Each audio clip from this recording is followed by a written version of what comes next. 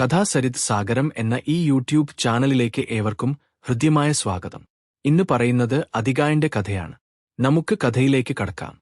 അതികായൻ രാമായണത്തിൽ പരാമർശിക്കപ്പെട്ടിട്ടുള്ള ഒരു രാക്ഷസ കഥാപാത്രമാണ് അതികായൻ. രാവണൻ ധാന്യമാലിനി എന്ന രാക്ഷസിയിലുണ്ടായ മകൻ. ശരീരത്തിന്റെ വലിപ്പം കൊണ്ട് അതികായൻ എന്ന പേർ സിദ്ധിച്ചു. മഹാകായൻ, പർവ്വതോപമൻ മുതലായ പദങ്ങൾ കൊണ്ട് അതികായന്റെ ദേഹമാഹാത്മ്യം വാൽമീകി രാമായണത്തിൽ വർണ്ണിച്ചിട്ടുണ്ട്. അതികായൻ തപസ്സു ചെയ്ത് ബ്രഹ്മാവിനെ പ്രത്യക്ഷപ്പെടുത്തി. അദ്ദേഹത്തിൽ നിന്നും സുരാസുരന്മാർക്ക് തന്നെ വധിക്കാൻ സാധ്യമാകരുതെന്ന വരവും ദിവ്യമായ കവചവും അർക്കഭാസ്വരമായ രഥവും അനേകം ദിവ്യാസ്ത്രങ്ങളും നേടി. യുദ്ധം ചെയ്ത് ഇന്ദ്രന്റെ വജ്രവും വരുണന്റെ പാശവും കരസ്ഥമാക്കി. ആ ബലശാലി രാവണന്റെ ആജ്ഞ അനുസരിച്ച് ശ്രീരാമനോട് പോരിനു ചെന്നു. ഭീമരൂപനായ അതികായനെ കണ്ട് വാനർ സൈന്യങ്ങൾ ഓടിപ്പോയി. വിസ്മയഭരിതനായ ശ്രീരാമൻ വിഭീഷണനോട് ചോദിച്ച് കാര്യങ്ങൾ മനസ്സിലാക്കി. പോരിൽ അതികായനെ ലക്ഷ്മണൻ നേരിട്ടു. ഇരുപേരും ഘോരസമരം നടത്തി.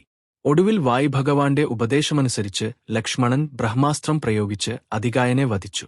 ലങ്കാനഗരിയുടെ രക്ഷാഭാരം സമർത്ഥമായി നിർവഹിച്ചിരുന്ന ആ രാക്ഷസവീരന്റെ നിര്യാണം രാവണനെ നല്ലപോലെ അലട്ടി.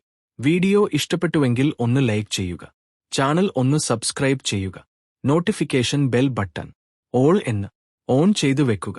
നിങ്ങളുടെ അഭിപ്രായങ്ങൾ കമന്റ് ആയിട്ട് അറിയിക്കുക. മറ്റുള്ളവരിലേക്ക് ഈ അറിവ് എത്തിക്കുന്നതിനായിട്ട് ഈ വീഡിയോ ഒന്ന് ഷെയർ ചെയ്തു കൂടി കൊടുക്കുക.